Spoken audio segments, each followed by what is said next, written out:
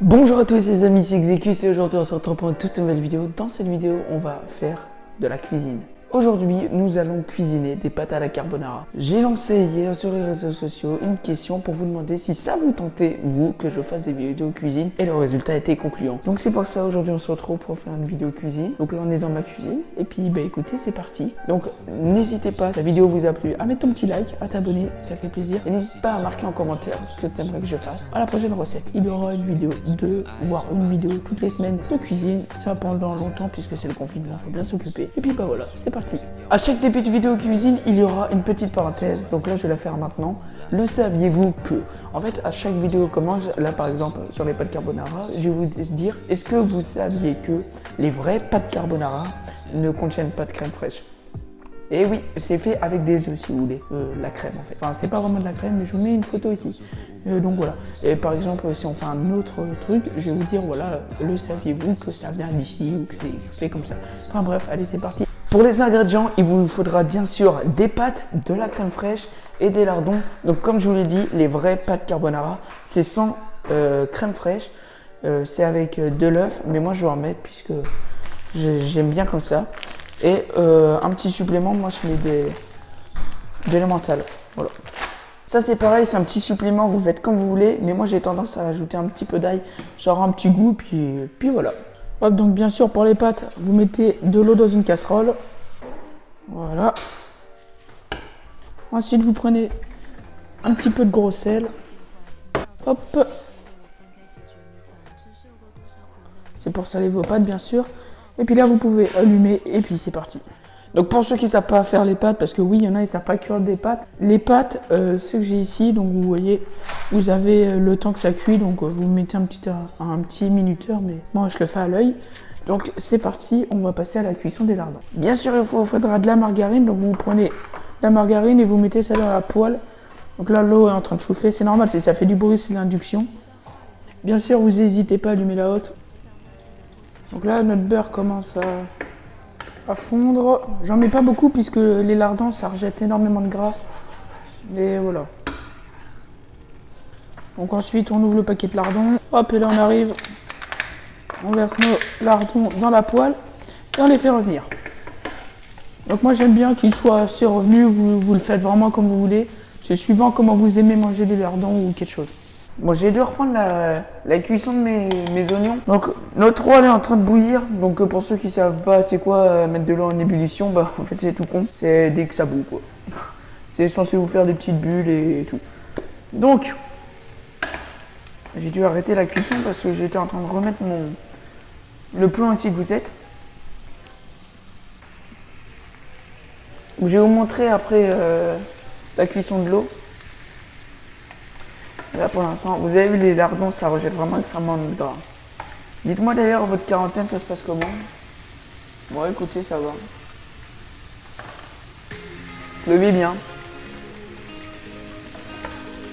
Et voilà, restez chez vous et puis prenez pas de risques surtout.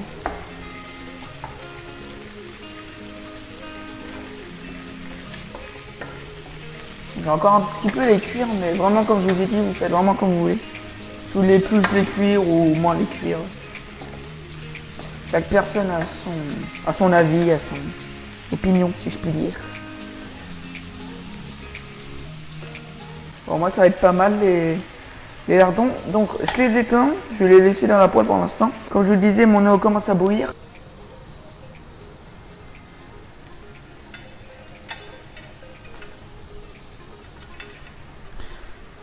Donc voilà, ça bout. Alors je suis un peu con parce que je trouve que j'ai pris une petite casserole. Alors, moi j'ai un problème, c'est que je ne sais pas du tout gérer les proportions. Donc là en pâte, je ne sais pas du tout ce que je vais mettre, si c'est bien ou pas. Donc on va calmer l'eau quand même un peu. Voilà. Alors, les pâtes carbo, vous pouvez les faire avec des pâtes... Là moi j'ai des spaghettis, mais vous pouvez très bien faire ça avec des coquillettes et tout. Bon, normalement, je les casse pas, mais là, j'ai pas de choix. Je vous rassure, on cuit pas les pâtes comme ça. Ouais. Je vais faire ça dans mon évier.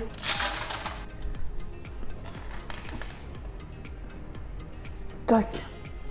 Je sais pas si j'en ai mis assez. Bon, je pense que c'est bon. Donc, on reprend la cuisson. C'est parti, on relance ça. Donc là, vous voyez nos pâtes. Donc écoutez, n'hésitez pas de temps en temps à remuer le fond pour pas que ça colle quoi. Bon, j'ai foutu des pâtes crues là-dedans, c'est vraiment super.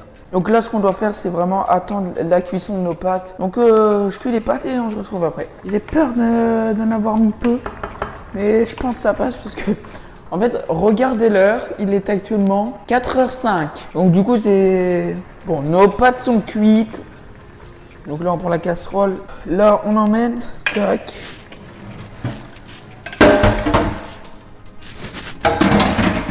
Tac, vous prenez le cul de la casserole comme ça, ça goûte dedans.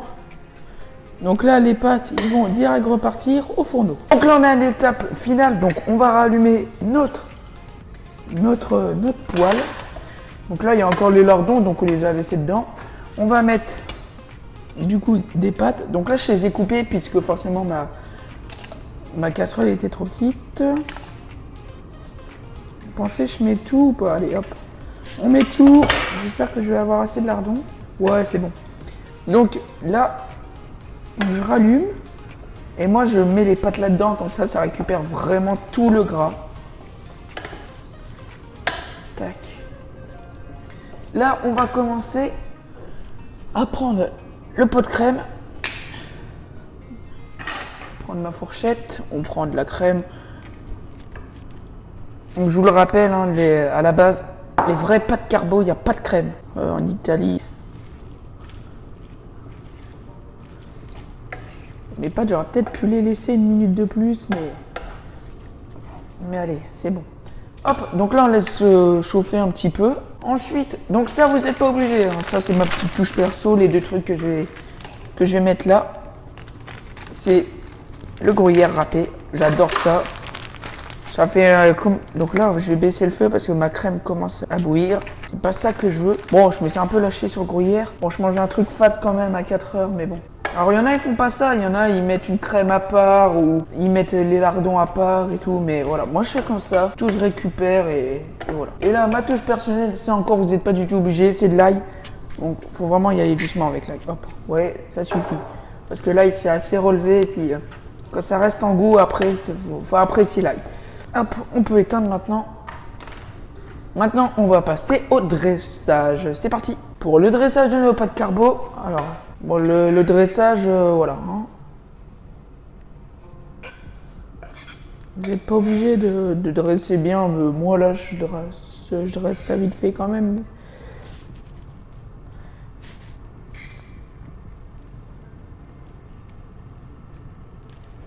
Hop. On récupère tout, on ne laisserait pas une miette. C'est moi qui vous le dis. Bon voilà, chacun a ses proportions, chacun a ses doses. Donc là voilà, dessus vous pouvez bien sûr rajouter du persil, tout ce que vous voulez. Mais voilà, donc ça c'est mes pâtes à la carbonara.